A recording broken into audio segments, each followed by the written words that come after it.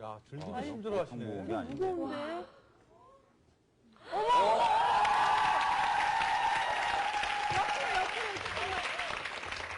됐습니다.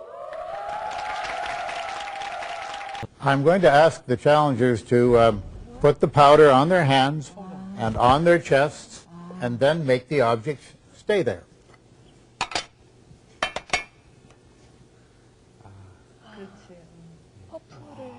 참 꼼꼼하신 거죠. 시간이 경과했습니다. 조금 안 발랐는데 1m니까. 근데 어느 정도의 도저히 붙질 않습니다, 지금. 예. 능력은 있는 것 일단, 같아요. 동전을 이미승 씨의 경우는 도전 실패. 예. 수고하셨습니다.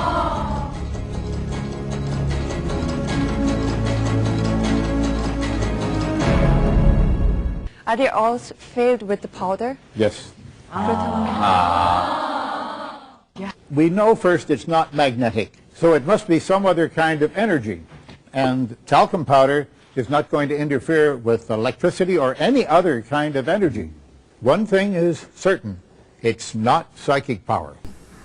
Which brings us to our next $100,000 challenge, astrology.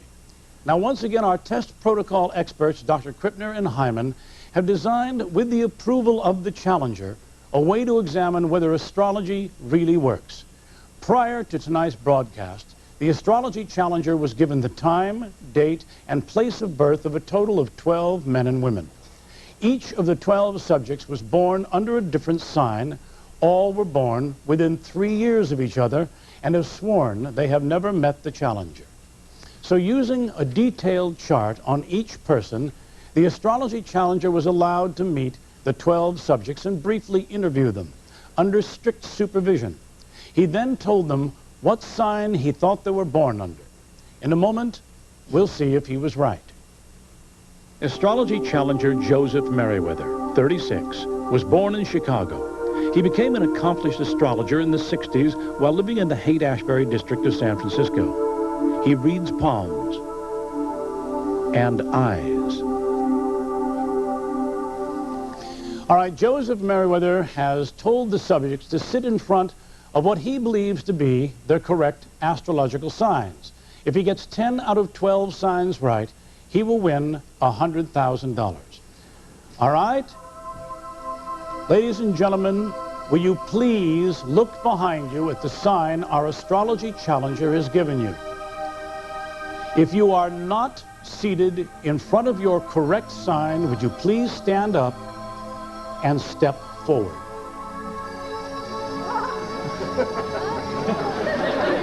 Ooh, well, I'm terribly sorry to say, Joseph, that we did not score well this time, but I thank you a lot for your courage, for coming here tonight and putting your powers to test. Thank you very, very much. Our final $100,000 psychic challenge tonight involves psychometry, the ability to read people by picking up vibrations and signals from things that they have had in their possession.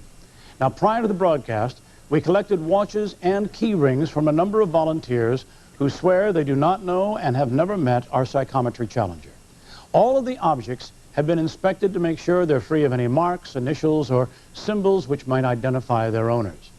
The challenger's job is to match each of the watches we gave her with the corresponding key ring owned by the same person. She does this, we're told, by receiving psychic messages from the objects themselves.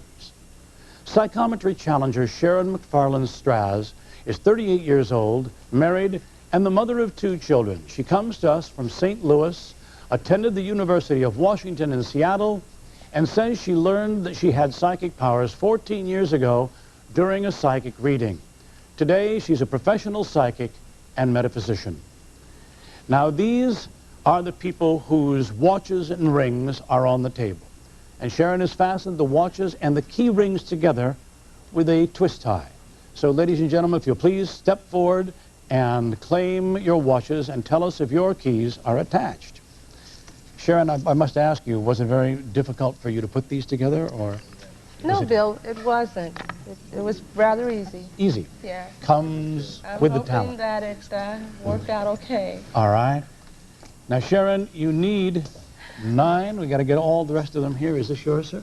Yes, sir. All right. We need 9 out of 12 to win. So, ladies and gentlemen, how many of you found your watches correctly matched your keys? Can we see it by show of hands? 1, 2, 1, 2. I'm sorry, that's only 2 out of 12. And Sharon, you needed 10 out of 12. But thank you. I'm sorry you're unable to prove your powers as a commentary today, but thanks for accepting the challenge. You did a lot of work. To examine the use of astrology in the world of finance, we set up a test to pit the skills of a financial astrologer against those of a city analyst. We gave them 5 weeks to play the market and see who came out best. Roy, how does astrology help you with this kind of work? Well, I have a computer program that puts the astrological cycles on top of the price graphs, and I can see how the market turns when certain astrological moments occur. For our test, we gave each of you £10,000 to play the markets. Let's see how you both fared. John's results are in yellow and Roy's in purple. In the first week, you both got off to a bad start. John, you lost more than Roy. In week 2, Roy was still just ahead. By the end of week 3, John was beginning to pull ahead. His cash flow was looking healthier. As week 4 drew to a close, Roy was still in the red, but John had actually made more than £2,000 profit. Week 5 finished dramatically at close of markets on budget day. Roy took a huge gamble and lost more than £3,000, and the final result was that astrology lost £4,000, but technical analysis made a profit of almost £1,800. Well then, Roy, bad luck. Or could it be that perhaps this financial astrology is not quite reliable? Funnily enough, James, it's completely the opposite. If we sat down for half an hour and compared notes with what I wrote before the thing started, the predictions I made, with what I did, we'd see that all the astrological indications that I suggested worked well for me, and all the hunches I tried didn't. It would appear to me that there are better ways to make your money grow than for relying on astrology. So the aura reader should be able to tell us which panel has a person behind it just by seeing that person's aura above the panel. That's correct. All right, this should be fascinating. Now, let's meet the challenger. Aura challenger Barbara Martin of Los Angeles is a teacher, counselor, lecturer, author, and self-described aura analyst. All right, we're ready to test Barbara Martin's ability to read auras. Now, as you can see, there are 10 numbered screens on stage, and according to the test protocol, Barbara chose several people from a group of volunteers whom she agreed had visible auras that extend at least a foot over their heads. Now, Barbara, there you see the group of volunteers. Are these the volunteers whose auras you said you could see? Yes, that's correct. Yes. Okay, thank you very much, volunteers. Now, at Barbara's request, orange-red lights are being used to cleanse any auras that might have been left by the volunteers and might interfere. Now, Barbara, have we met all of the provisions of the test protocol? Yes, you have. Okay. Then may we have the lights down, please? Now, Barbara, you understand that to win the $100,000, you must be right in every case, and if you succeed the first time, the test will be repeated, so to eliminate any possibility of chance. Otherwise, the challenge is over. Yeah, it's quite a challenge, but I understand. Okay, I'm pulling for you, too. The subjects are now taking their place on stage behind the screens. Barbara doesn't know how many subjects there will be or where they have been assigned. All right? All right, the subjects are now in place.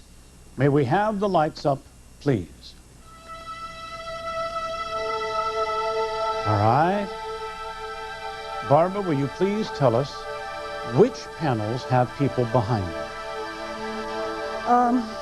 Starting with the 1. Number 1? Yes. The 2. The 3. 3.